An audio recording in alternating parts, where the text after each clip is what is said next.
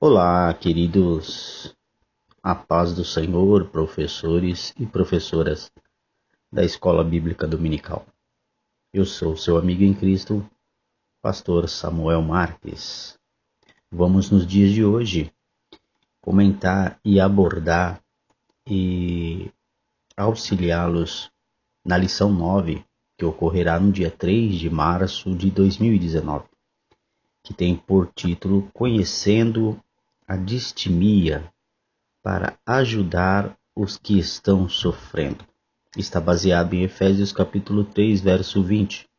Ora, aquele que é poderoso para fazer tudo, muito mais abundantemente, além daquilo que pedimos ou pensamos, segundo o poder que em nós opera.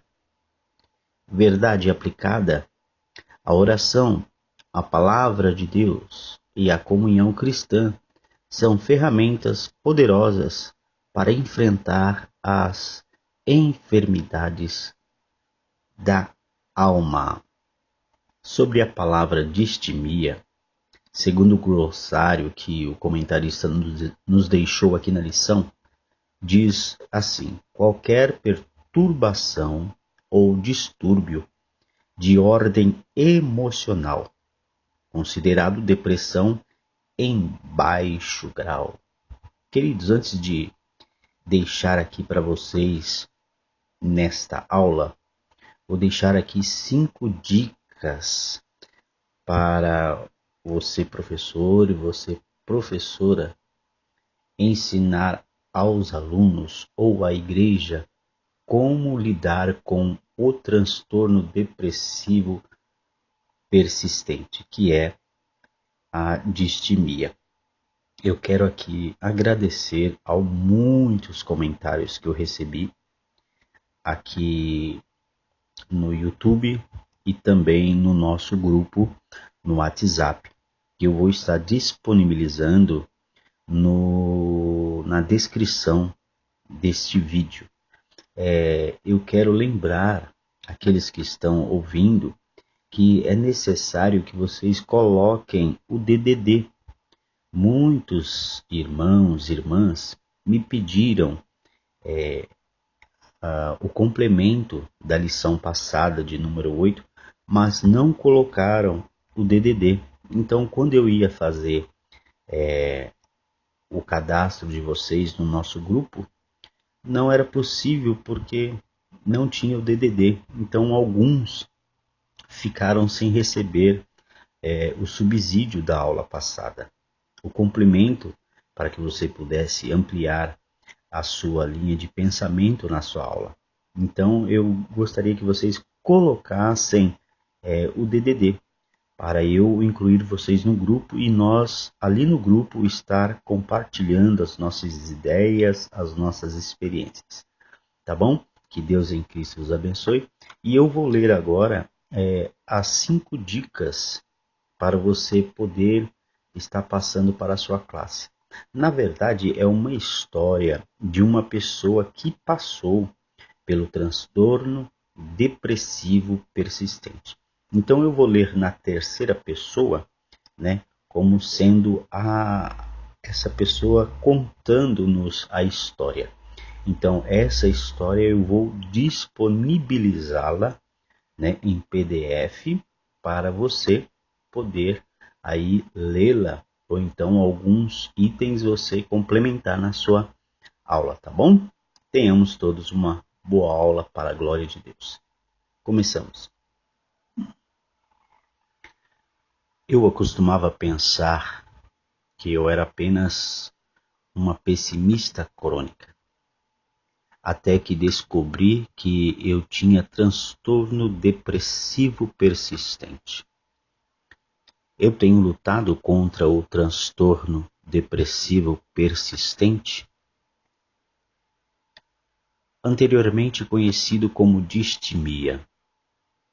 A maior parte da minha vida significa que me encontro mais frequentemente triste do que alegre.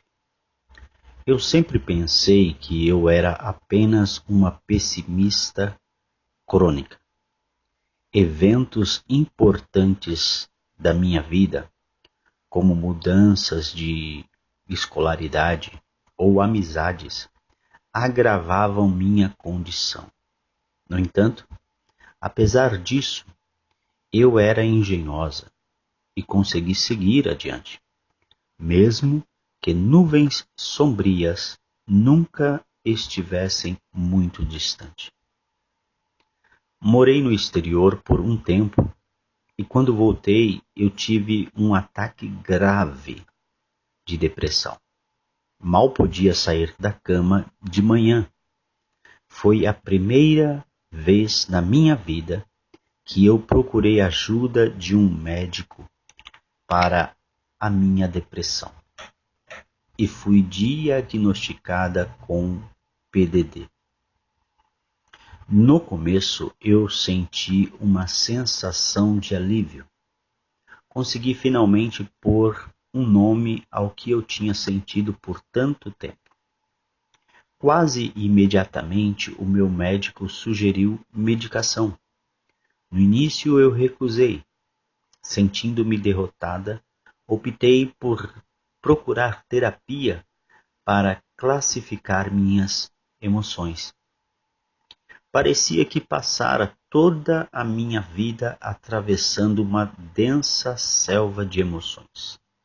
Armada com a minha persistência, eu consegui cortar o desânimo e sobreviver. Mas, no fundo, eu sabia que a terapia não era suficiente. Isso foi em 2008. Desde então, tenho permanecido firme, agora sem medicação, e tenho conseguido lidar com a maior parte do meu dia a dia a partir do que aprendi através da terapia. No entanto, eventos importantes da vida ainda me balançam. Em questões de 6 anos, consegui me casar, me mudar para o exterior pela segunda vez, ter 2 filhos e voltar para a cidade natal do meu marido. A medicação era uma bênção naqueles tempos de mudança considerável, mas eu sempre me agarrei à esperança de que algum dia eu iria encontrar uma maneira natural de lidar com os sintomas. Ao longo dos meus anos de pesquisa sobre a depressão, eu compreendi que isso é algo que eu terei que lidar para o resto da minha vida. Não há nenhuma mágica, ou livro de ajuda mais vendido, ou medicação perfeita. Mas eu descobri que é possível aliviar muitos anos ou muitos dos sintomas da depressão, simplesmente vivendo um estilo de vida saudável. E aqui estão 5 dicas que mudaram minha vida. Então, professor e professora, eu agora vou passar as 5 dicas para vocês, que vocês podem pegar uma dessas dicas e estar lendo, ou então todas elas, ou então de repente imprimir e passar para alguns de seus alunos. Primeira dica: corte ou elimine açúcares refinados. A ideia aqui não é cortar o açúcar e carboidratos, mas açúcares refinados e carboidratos rápidos. Alimentos como pão branco, arroz branco, massas, biscoitos e bolos, que podem elevar o açúcar no sangue. São como veneno para aqueles que sofrem de depressão. Especialistas do Brian Peel, em Londres, afirmam que o açúcar no sangue é frequentemente o maior fator dos distúrbios de humor. O cérebro depende de um suprimento uniforme de glicose. e os repentinos altos e baixos picos de açúcar têm implicado em comportamento agressivo, ansiedade, depressão e fadiga. Eliminar todos os alimentos processados, bem como açúcares refinados e carboidratos rápidos, ajudou a aliviar os meus sintomas. Meu humor é mais estável e eu não me sinto cansada e triste a maioria das vezes. Pesquisas mostram que o açúcar é como uma droga. Quanto mais cedo você eliminar, mais cedo você começará a se sentir melhor. Segunda dica: exercício 3 a 5 vezes por semana, pelo menos durante 30 minutos. Uma vez que seus níveis de açúcar no sangue tenham estabilizado porque você abandonou os açúcares refinados, você terá mais energia para começar um programa cardio moderado.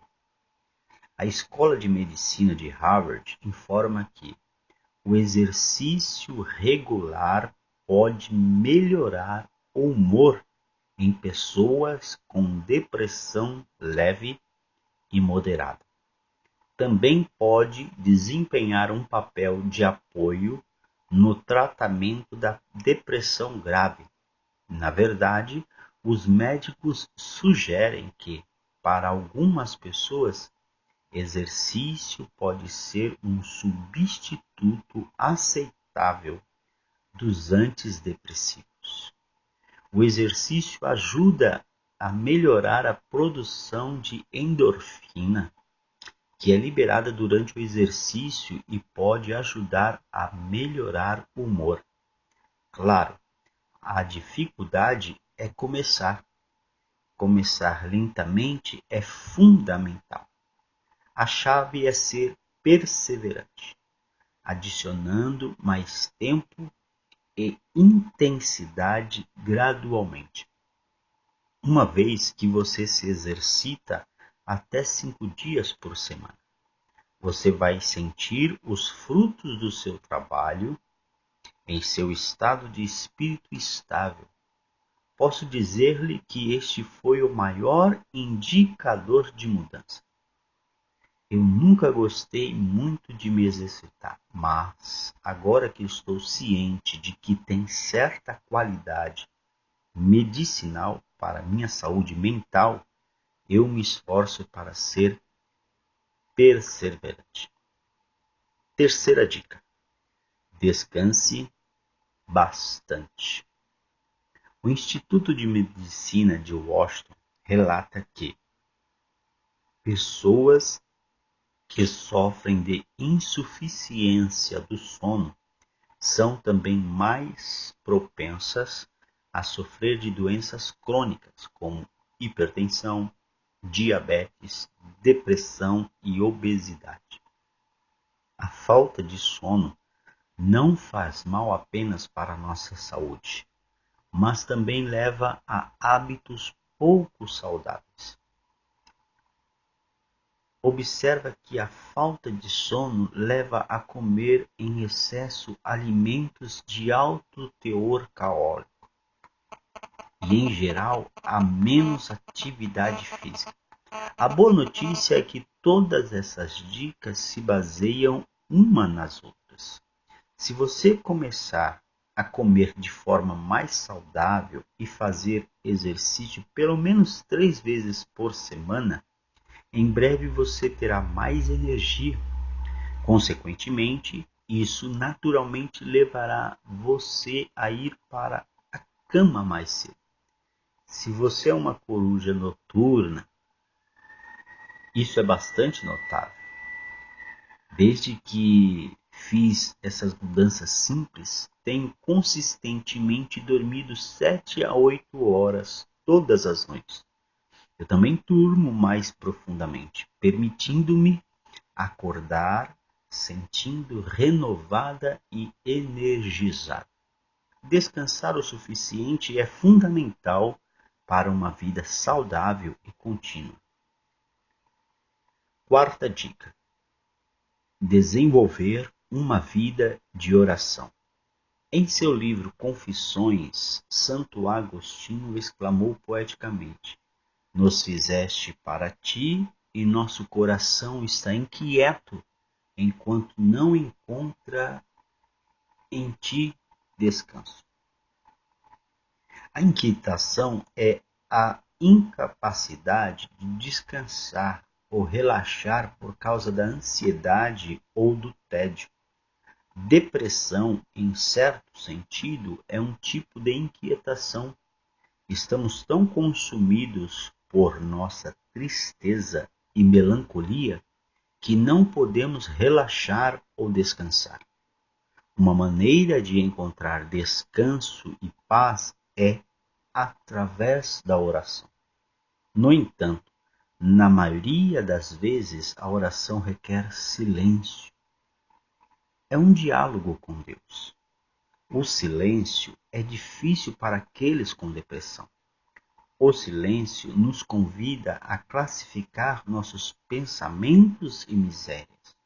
No entanto, visto de outro ponto de vista, silêncio e oração também pode ser uma oportunidade para descansar. É como falar com um velho amigo e apenas deixar tudo sair. Deus vai escutar. Dizem que Deus nos criou para a felicidade. Se isso é verdade, Ele certamente ajudará a aliviar nossa dor. Só há uma maneira de descobrir. Tente orar. Quer mais evidências de que a oração pode ajudar? Ou pode realmente ajudar?